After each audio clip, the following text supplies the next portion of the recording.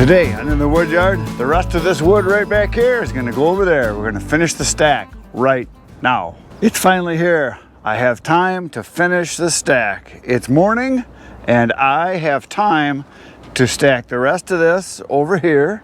And after I get that done, then we're gonna head way over there, and the wood laying over there that I dumped after we processed the other day, that's gonna get stacked, and there's gonna be some resplitting. I'm gonna work on that. So hopefully I can get this and that done this morning. That's my plan.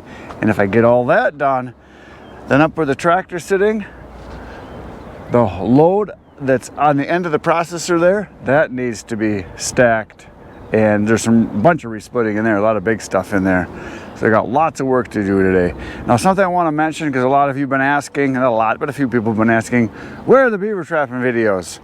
Well, they're on my other channel. I started a second channel, as a lot of you know. It is called Out of the Woodyard. You can look that up on YouTube, and that's where all the trapping videos are going to be. There's at least a dozen, maybe 14, 15, I don't know, there's a bunch from this year that are going to be on there. There's only, I think, maybe 3, 4, 5 on there now, something like that, but they'll just keep coming as I get them edited. I'm trying to do 1 or 2 a week, so that is the kind of the plan. But if you want to watch beaver trapping with my brother Ken, that's the place to go. Let's get stacking. So the first thing I'm going to do is put a pallet down, and we're going to start, go this way with it, make it look pretty. We're going to start on this one here, because this is about as far out as I want to go, to about right here, because it's about equal with all the cherry that's over here. And then I'll do a second pallet over here and then finish this, and I think that's going to be enough. 2 more pallets. So I'll just crisscross the ends here like I did here, and I get up nice and high. I'm not going to do the pallet ends like I do on all the other stuff, just because I'm going 6 feet high, because I want to keep the wood in as small a space as possible. It's nice to go 4 feet high and make the full cord chunks, which I do a lot, and I'm going to still do a bunch of those, but I have such a massive amount of wood. I had such a massive amount of wood here. I just got to get it packed in tighter. And when I take wood, I'll be able to take this, throw it right into my truck if I got a single face cord or third of a cord, and I just got to make it level, throw it in loose, and it's a face cord. So I'll be able to do that from this without even measuring it really. And then if I go into my trailer, I basically fill that up pretty much level with the sides that I have on right now, and that's pretty much a full cord. So either way, I don't really have to measure, because I kind of know what's going into the vessel for transportation. So stacking happens right now. So what I'm going to do is just start way over here, work this side first. I want to get this one full first, and then we'll work stuff over there, because that's farther to go. I'm going to do the close one. So yeah, once I get this done, I'm going to rake all this up, and then we're going to put gravel right in through here to kind of fill all this in. That is my plan anyway, is to gravelize everything, and this area will then be kind of a permanent storage area is my plan. And I can actually put some more wood out here going that direction, so I can go right onto the gravel then as I split wood and process wood if I need more room. But I got a lot of other places I could put wood, so that's probably what I'm going to do, is move it to other places and just keep filling as much as I can, as fast as I can, to get it done so I can start drying and get it off the ground. This oak was what I was most worried about, because red oak takes such a long time to dry that I want to get it off the ground, because it also wicks moisture tremendously from the ground, and I want to get it drying, because this is probably the #1 selling type of wood that I have is red oak, or white oak even. A lot of people like it, want it. I think it's the only wood there is, even though I've got lots of other wood that is great for firewood, whether it's campfire wood or for fireplace wood, which is primarily what I sell. So we're going to speed this up now. You're going to see the wood flying. You'll probably see sparks. I'll be going so fast.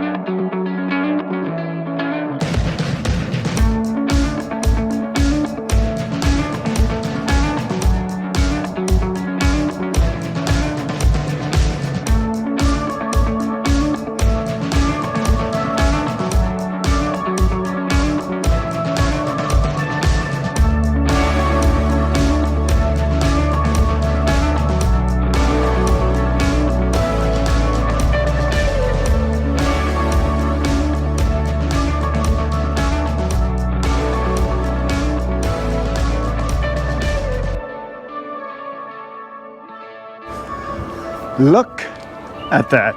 It is stacked. I cleaned up all the debris, and I know some of you are going to say, there's a lot of good stuff in that debris. Well, yeah, there's some. I pulled some kindling out, some of the good stuff, but there's also a lot of junk, and if any of you want the debris, you're welcome to come get it. I chucked it back in the woods. It's not worth my time to pick through it. I got more important things to do. Big wood is better than toothpicks.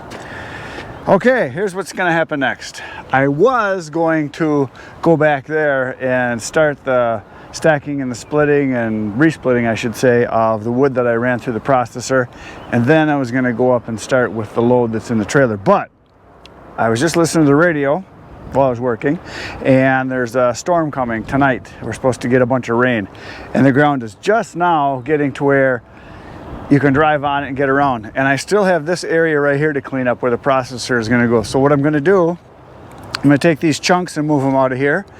I'm going to dig through all this debris, leftover stuff, and get these runners that I have, stringers that I have here from stacking wood. And this pile here I'm going to move over.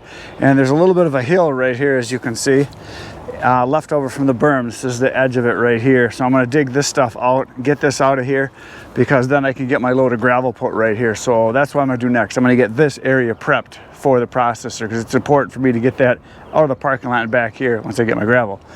So I'm going to do that today, because that's the smart move. While the ground is good, do the work. So here we go again, tractor time.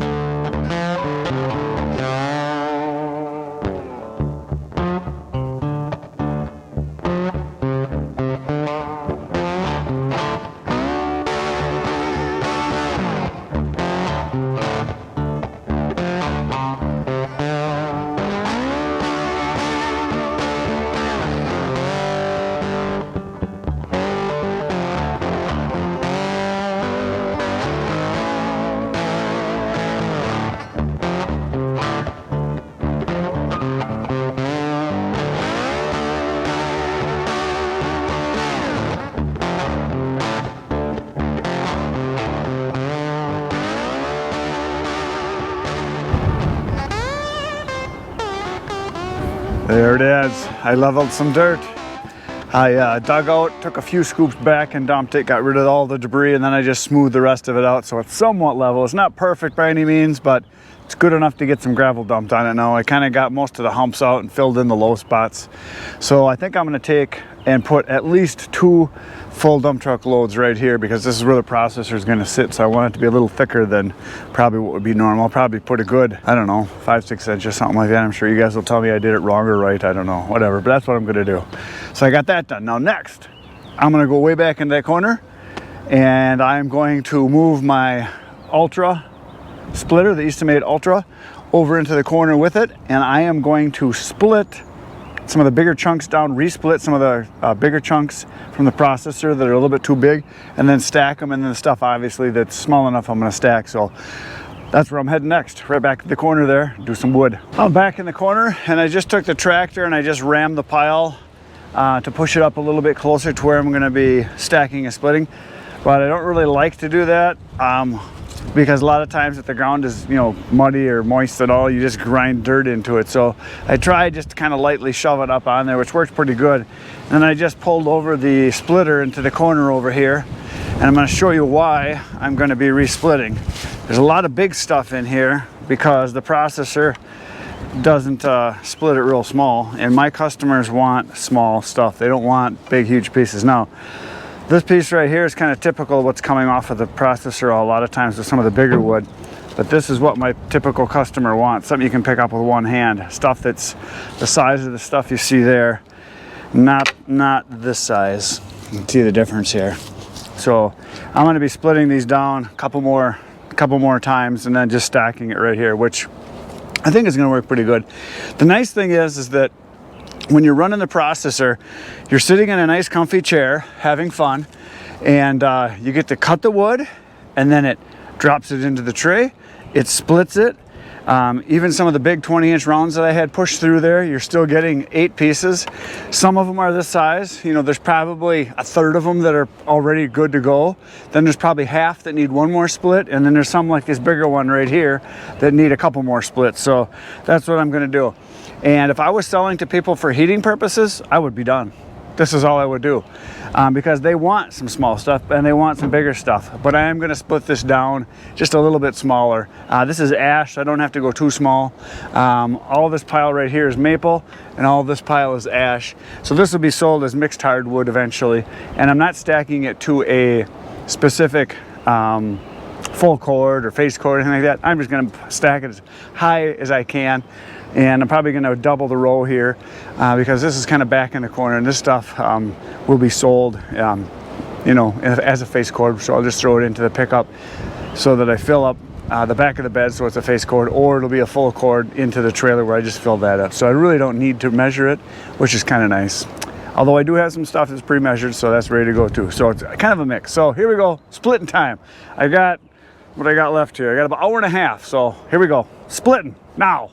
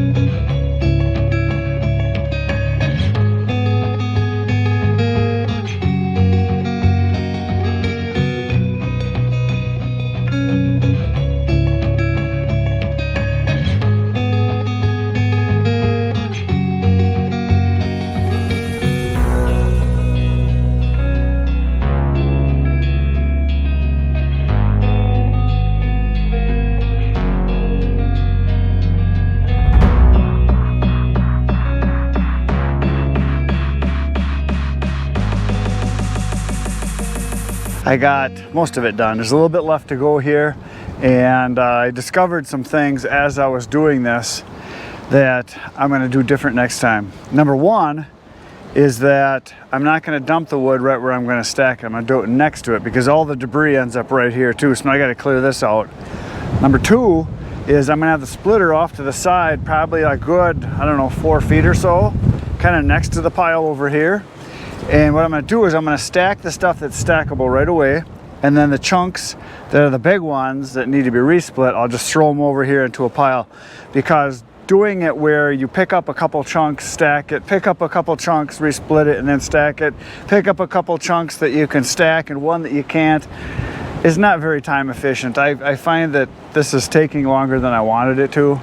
And so I think next time what I'm going to do is I will dump it next to where I'm going to go, and I'll probably have the pile like out over there, have the stacking spot in the middle, and then I can take the stuff that needs to be stacked, stack it right away. Then the big chunks I'll toss across and then resplit and then stack. So that's kind of my plan. But I got most of it done. So this is the first, actually it's the second load from the processor that I cut and split, and the third one is already up there. So tomorrow I'm going to finish this and get this cleaned up and then bring back the trailer. And then tomorrow what I want to do is tilt the trailer up, take it right out of the trailer, stack it, and split it. Probably not dump the trailer and pull away. Maybe I'll dump it but not pull away, just have it slide down to the ground so I can pick away at it and have it come down to me. That way I can keep it closer to where I need it, but have it so that it falls off the area where I'm going to be stacking, so the debris and all the chunks and chips and stuff you see like right here, have all that stuff so that it's out of the way. So there you go. I got some stuff done today. I cleared out the dirt, I finished stacking, and I started on this. That's a pretty good day for half a day. I gotta go now, I got stuff to do. So you're gonna poke some buttons. Tomorrow you're gonna come back at 5:30 a.m. for another video. If you can't wait till then, go to my channel. There's 700 videos waiting just for you to watch. There's lots of them between now and tomorrow. Get outside, get cutting. Good night, Irene.